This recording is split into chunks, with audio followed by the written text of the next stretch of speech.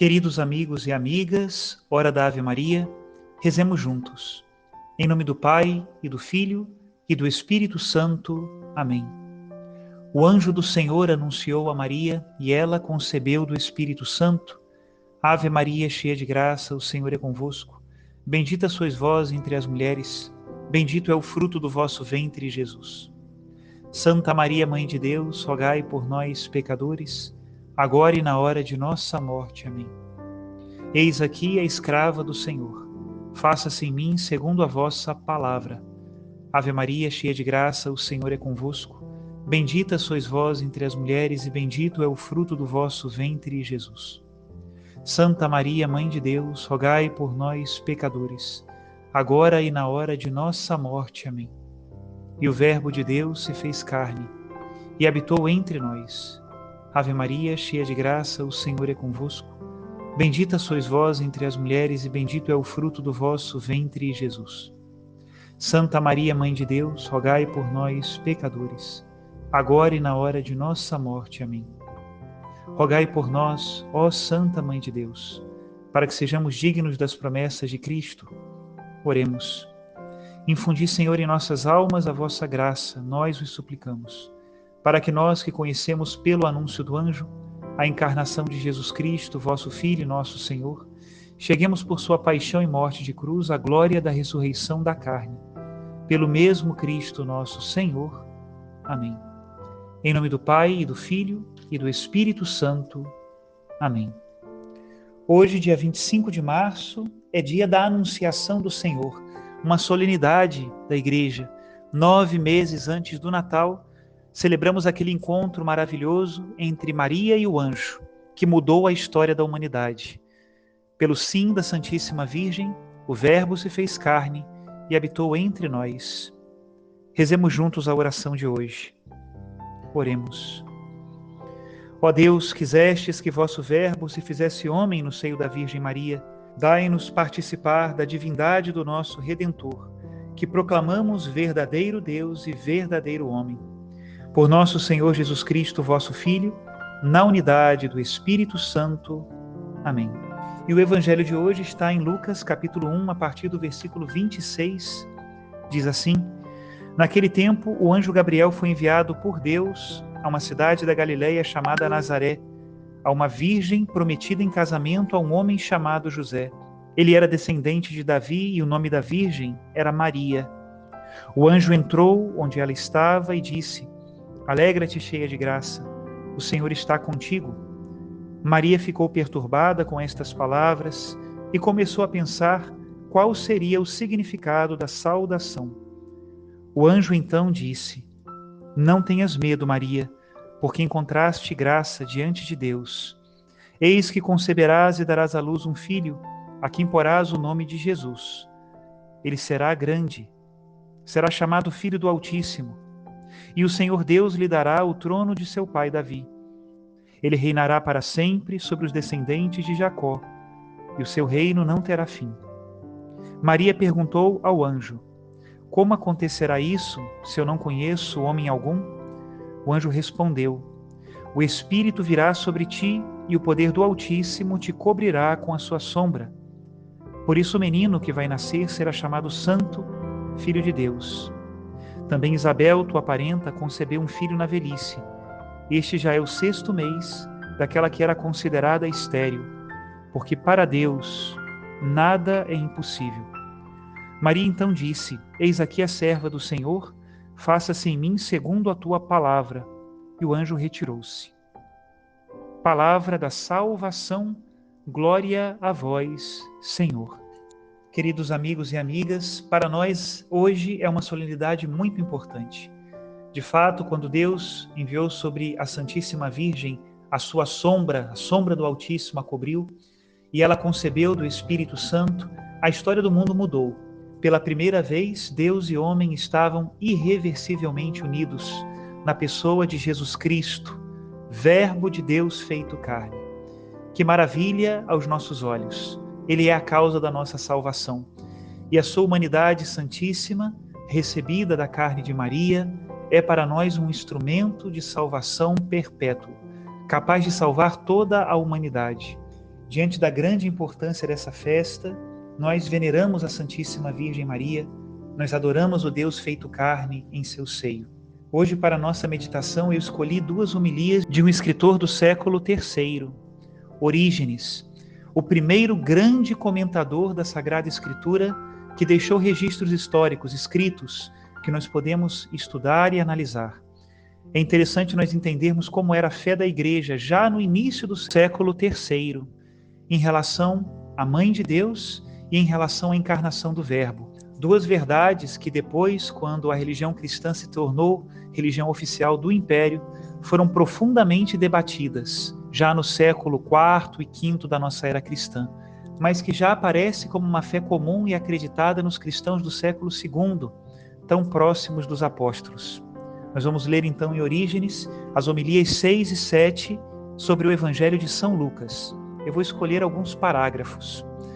E diz assim: em seguida, a Escritura rememora que no 6º mês em que Isabel tinha concebido, foi enviado o anjo Gabriel por Deus a uma cidade da Galileia, cujo nome era Nazaré, a uma virgem desposada com um varão cujo nome era José, da casa de Davi, e o nome da virgem era Maria. Novamente, refletindo sobre esses fatos, pergunto por que Deus, quando uma vez julgou que o Salvador deveria nascer de uma virgem, não escolheria uma moça sem esposo, mas escolheu sobretudo aquela desposada. E a não ser que me engane, é por esta causa, teve de nascer daquela virgem que não só tivesse esposo, mas, como escreve Mateus, já havia sido entregue a um homem, embora ele ainda não a tivesse conhecido, a fim de que o próprio fato de ser virgem não fosse motivo de vergonha, se a virgem aparecesse com o ventre crescendo. É por isso que encontrei elegantemente escrito na epístola de certo mártir, refiro-me a Inácio, segundo bispo de Antioquia, depois de Pedro, que na perseguição de Roma foi entregue às feras. Diz assim Inácio: a virgindade de Maria se fez oculta ao príncipe deste século. Se fez oculta por causa de José, se fez oculta por causa das núpcias, se fez oculta porque era considerada pertencente a um varão. Se de fato não tivesse tido um esposo, e como se considerava um varão, em vão teria podido se esconder do príncipe deste mundo. Imediatamente depois, um pensamento teria se insinuado secretamente na mente do diabo. Como esta mulher, que não teve relações com um varão, está grávida? Essa concepção deve ser obra divina. Deve ser algo mais sublime que a natureza humana. O apóstolo, afirmando que as forças adversas ignoravam a sua paixão, diz: é uma sabedoria que nós pregamos entre os perfeitos. Não é, porém, a sabedoria deste século, nem dos príncipes deste século, que são destruídos. Mas pregamos a sabedoria de Deus, escondida no mistério, que nenhum dos príncipes deste século conheceu. Se com efeito tivessem conhecido, nunca teriam crucificado o Senhor da glória. 1 Coríntios 2, do 6 ao 8. Escondido, portanto, esteve dos príncipes deste século o mistério do Salvador, a saudação do anjo. Pois, na verdade, o anjo saudou Maria com uma fórmula nova, que não pude encontrar em nenhuma outra parte da Escritura e da qual pouca coisa se deve dizer. Eis, de fato, o que diz: ave cheia de graça, que em grego se diz que caritomene. Não me recordo que em outra parte da Escritura eu tenha lido. Nunca essa fórmula foi dirigida a um homem. Salve, cheio de graça. Somente a Maria essa saudação estava reservada. Se com efeito Maria tivesse sabido que uma fórmula semelhante havia sido dirigida a algum outro, ela tinha com efeito conhecimento da lei e era santa, e havia conhecido por suas meditações cotidianas os anúncios dos profetas, nunca a haveria espantado uma saudação que lhe parecesse estranha. É por isso que o anjo lhe disse: não temas, Maria, porque encontraste graça aos olhos de Deus. Eis que conceberás em teu ventre e darás à luz um filho, e o chamarás pelo nome de Jesus. Ele será grande e será chamado Filho do Altíssimo. A grandeza de Jesus. Também se diz de João: ele é grande. E é o anjo Gabriel também que o atesta. Mas quando veio Jesus, verdadeiramente grande, verdadeiramente sublime, João, que antes fora grande, se tornou menor. João, com efeito, disse Jesus, foi uma lâmpada ardente e brilhante, e vós quisestes exultar um instante à sua luz. A grandeza do nosso Salvador não apareceu quando nasceu, mas agora ela resplandece depois que parecia ter sido esmagada pelos adversários. A visitação. Os melhores vão ser os menores, para que com sua vinda lhe possam oferecer algum benefício. Assim também o Salvador veio até João, a fim de santificar o batismo dele. Assim que Maria ouviu o anjo anunciando que conceberia o Salvador e que a sua prima Isabel estaria grávida, levantando-se com pressa, dirigiu-se à montanha e entrou na casa de Isabel. Jesus, com efeito que estava em seu ventre, apressava-se em justificar João, colocado no ventre de sua mãe. Por isso está escrito: naqueles dias Maria se levantou e se dirigiu para a montanha. Ela devia igualmente, porque era atenta e diligente, apressar-se solicitamente e cheia do Espírito Santo, ser conduzida às alturas, protegida pelo poder de Deus, pelo qual já havia sido recoberta. Exultou, pois, a criança no ventre de Isabel e ficou repleta do Espírito Santo. Com voz forte exclamou e disse: Tu és bendita entre as mulheres.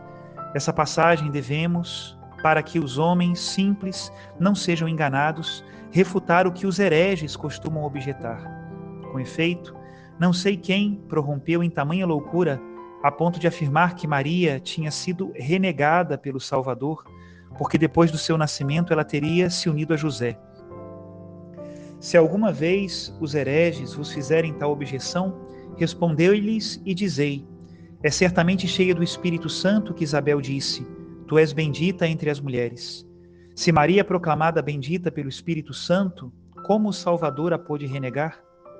Quanto aos que afirmam que ela contraiu bodas depois do parto virginal, eles não têm como prová-lo, pois os que eram filhos atribuídos a José não tinham nascido de Maria.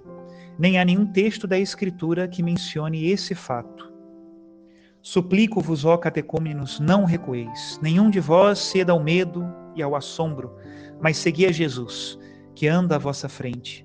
Ele vos atrai para a salvação, vos reúne na igreja, terrestre por enquanto, mas que, se produzirdes bons frutos, vos reunirá na igreja dos primogênitos, cujos nomes estão escritos nos céus. Feliz aquela que acreditou, e feliz aquele que acreditou, porque haverá o cumprimento daquilo que lhes foi dito pelo Senhor. Por isso, Maria engrandece o Senhor Jesus. Minha alma engrandece o Senhor, o meu espírito a Deus. Indagaremos, estudaremos e falaremos que significado tem essas palavras, se o Senhor o permitir, quando novamente nos reunirmos na igreja, quando vireis alegres à casa de Deus e prestareis atenção à lição divina em Cristo Jesus, a quem pertencem a glória e o poder nos séculos dos séculos. Amém. Até aqui a citação de Orígenes. Queridos irmãos e irmãs, o grão de trigo caiu do céu à terra e caiu para morrer pela nossa salvação. Neste dia da encarnação do Verbo, voltemos os nossos olhos para Ele e para Sua Mãe Santíssima. Que eles derramem sobre nós as suas bênçãos. Em nome do Pai, do Filho e do Espírito Santo. Amém.